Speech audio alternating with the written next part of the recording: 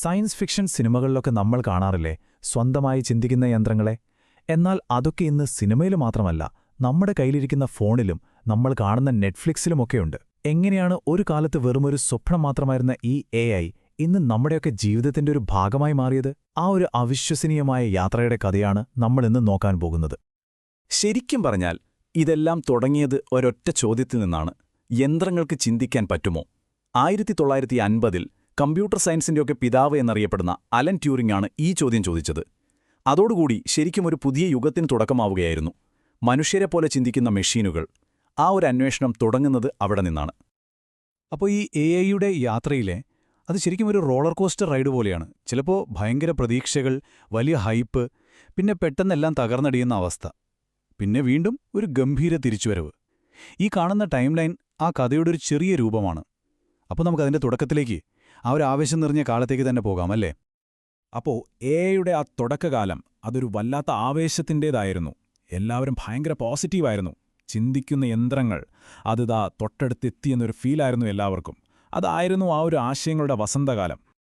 1956-ൽ ഒരു ചരിത്ര സംഭവം നടന്നു.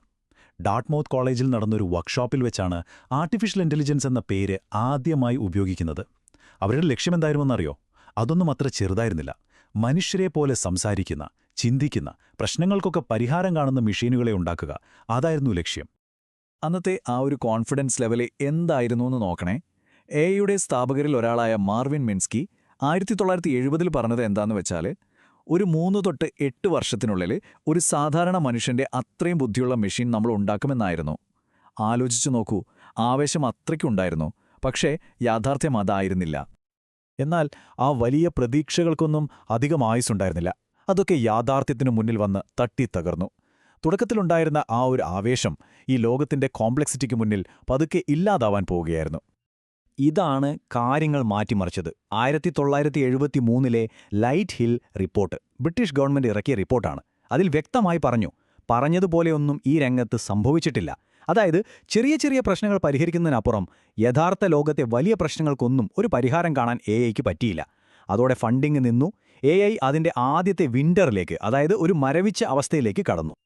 ഇത് ഒരു തവണ മാത്രം സംഭവിച്ച ഒന്നല്ലായിരുന്നു കേട്ടോ. 80കളുടെ അവസാനമായപ്പോൾ വീണ്ടും ഇതേ അവസ്ഥ വന്നു. എക്സ്പേർട്ട് സിസ്റ്റംസ് എന്ന പുതിയൊരു ഐഡിയയും അത്ര വിജയിച്ചില്ല. അതായത് ഒരു ഡോക്ടറുടെയോ എഞ്ചിനീയറുടെയോ ഒക്കെ അറിവ് ഒരു കമ്പ്യൂട്ടറിലേക്ക് കോഡ് ചെയ്തു വെക്കുന്ന പരിപാടി. പക്ഷേ അതും അത്ര എളുപ്പമായിരുന്നില്ല. മനുഷ്യന്റെ ബുദ്ധിയെന്ന് പറയുന്നത് കോപ്പി ചെയ്യാൻ അവർ വിചാരിക്കുന്നതിലും എത്രയോ വലുതാണെന്ന് അവർ വീണ്ടും തിരിച്ചറിയുകയായിരുന്നു. പക്ഷേ ഈ നിരാശയൊക്കെ ഒരു ഭാഗത്ത് നടക്കുമ്പോഴും മറുവശത്ത് ഒരു നിശബ്ദ വിപ്ലവം തുടങ്ങുന്നുണ്ടായിരുന്നു. മനുഷ്യന്റെ തലച്ചോറിന്റെ പ്രവർത്തനത്തിൽ നിന്ന് പ്രചോദനം ഉൾക്കൊണ്ട ഒരു പുതിയ രീതി അത് പതുക്കെ ശക്തി പ്രാപിച്ചു വരികയായിരുന്നു. 2012 ഈ വർഷമാണ് എല്ലാം മാറ്റിമറിച്ചത്. ഒരു മത്സരം നടക്കുന്നു. ആയിരക്കണക്കിന് ചിത്രങ്ങൾ കൊടുത്തിട്ട് അതിൽ എന്താണുള്ളതെന്ന് കമ്പ്യൂട്ടർ പറയണം. പൂച്ച, കാർ, വിമാനം, അങ്ങനെയൊക്കെ. വർഷങ്ങളായിട്ടിത് കമ്പ്യൂട്ടറുകൾക്ക് ഭയങ്കര പാടുള്ളൊരു കാര്യമായിരുന്നു. അപ്പോഴാണ് ആലക്സ്നെറ്റ് എന്നൊരു പുതിയ സിസ്റ്റം വരുന്നത്. അത് വരുത്തിയ മാറ്റം എന്താണെന്നറിയോ? തെറ്റുകൾ സംഭവിക്കാനുള്ള സാധ്യത ഒറ്റയടിക്ക് 49% കുറച്ചു.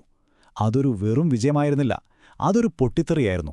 AI-യുടെ ശൈത്യകാലം അതോടെ അവസാനിച്ചു.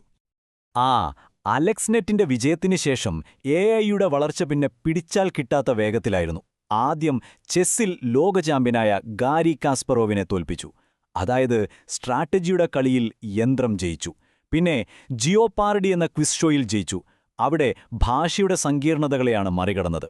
ഒടുവിൽ മനുഷ്യന്റെ ഇൻറ്റ്യൂഷനാണ് ഏറ്റവും പ്രധാനമെന്ന് പറയുന്ന ഗോ എന്ന കളിയിൽ ലോക 1-ാം നമ്പർ താരത്തെയും തോൽപ്പിച്ചു. ഓരോ വിജയവും മനുഷ്യബുദ്ധിയുടെ ഓരോ കോട്ടകളാണ് യന്ത്രം തകർത്തത്. പക്ഷേ ആൽഫഗോയുടെ ആ വിജയം അത് മറ്റുള്ളവ പോലെ ആയിരുന്നില്ല. ആ കളിയിൽ ഒരു പ്രത്യേക നിമിഷമുണ്ടായി. മൂവ് 37 എന്ന് ചരിത്രത്തിൽ അറിയപ്പെടുന്നൊരു നീക്കം.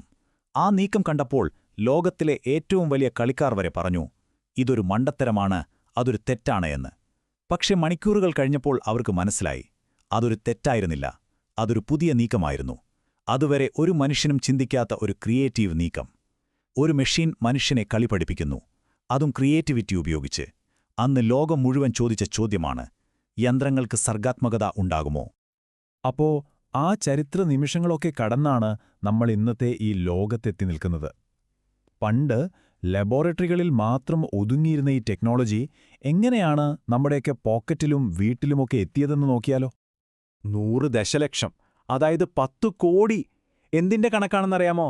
ചാറ്റ് ജിപിടിക്ക് 10 കോടി യൂസേഴ്സിനെ കിട്ടാൻ എടുത്ത സമയം വെറും 2 മാസമാണ്. ചരിത്രത്തിൽ ഒരു ആപ്ലിക്കേഷനും ഇത്രയും വേഗത്തിൽ വളർന്നിട്ടില്ല. ഇത് കാണിക്കുന്നതെന്താ? ഇന്നത്തെ AI എത്ര പെട്ടെന്നാണ് നമ്മളിലേക്ക് എത്തുന്നതെന്നാണ്. പക്ഷേ ഇത് ചാറ്റ് ജിപിടി പോലെയുള്ള ചാറ്റ് ബോട്ടുകളിൽ മാത്രം ഒതുങ്ങുന്ന കാര്യമല്ല. നിങ്ങളൊരു പക്ഷേ അറിയുന്നുണ്ടാവില്ല, പക്ഷേ നമ്മൾ എല്ലാ ദിവസവും AI ഉപയോഗിക്കുന്നുണ്ട്. നിങ്ങളുടെ ഇമെയിലിൽ വരുന്ന സ്പാം മെസ്സേജുകൾ തടയുന്നത് AI ആണ്. നെറ്റ്ഫ്ലിക്സിൽ അടുത്ത ഏത് സിനിമ കാണണം എന്ന് സജസ്റ്റ് ചെയ്യുന്നത് AI ആണ്. ഫോണിലൊരു ഫോട്ടോ എടുക്കുമ്പോൾ അത് കൂടുതൽ ഭംഗിയാക്കുന്നതും ഗൂഗിൾ മാപ്പ് വഴി ട്രാഫിക്കിൽ പെടാതെ നമ്മളെ രക്ഷിക്കുന്നതും ഒക്കെ AI തന്നെ. ശരിക്കും നമ്മൾ അറിയാതെ തന്നെ ഇത് നമ്മുടെ ജീവിതത്തിന്റെ എല്ലാ ഭാഗത്തുമുണ്ട്. എന്നാൽ ഇത്രയും ശക്തിയുള്ളൊരു ടെക്നോളജി വരുമ്പോൾ അത് 2 വശങ്ങളുള്ളൊരു വാള് പോലെയാണ്.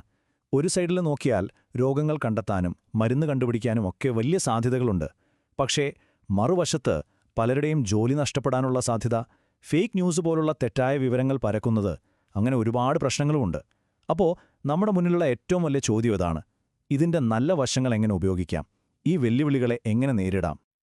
അപ്പോൾ നമ്മളീ കണ്ടതുപോലെ AI അതിന്റെ യാത്രയിൽ പല കാലങ്ങളിലൂടെ കടന്നുപോയി. പ്രതീക്ഷയുടെ ഒരു വസന്തകാലം, നിരാശയുടെ ശൈത്യകാലം, പിന്നെ ഇപ്പം നമ്മൾ കാണുന്ന ഒരു ഗ്രീഷ്മകാലം. അപ്പോൾ സ്വാഭാവികമായും ഒരു ചോദ്യമുണ്ട്: അടുത്ത ഋതു എന്തായിരിക്കും? ആ ചോദ്യത്തിനുള്ള ഉത്തരം അത് നമ്മുടെയെല്ലാം കയ്യിലാണ്. ഈ ഒരു ടെക്നോളജിയെ നമ്മൾ എങ്ങനെ ഉപയോഗിക്കുന്നു എന്നതിനെ അനുസരിച്ചിരിക്കും അത്. ദയവായി സബ്സ്ക്രൈബ് ചെയ്യുക, ലൈക്ക് ചെയ്യുക, നിങ്ങളുടെ അഭിപ്രായങ്ങൾ കമന്റ് ചെയ്യുക. വീഡിയോ എങ്ങനെ മെച്ചപ്പെടുത്താമെന്നും നിർദ്ദേശിക്കുക.